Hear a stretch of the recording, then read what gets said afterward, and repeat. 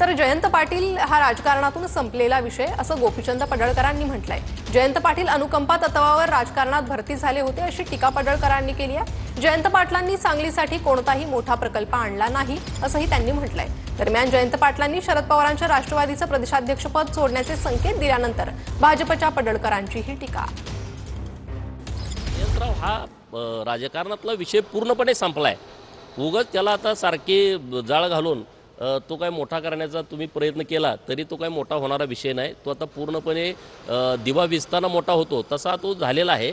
आणि हा पळ काढणारा माणूस आहे, हा रणांगणात टिकणारा माणूस नाही। हा अनुकंपावरती भरती झालेला कार्यकर्ता असल्यामुळं हा काय लढाऊ नाही।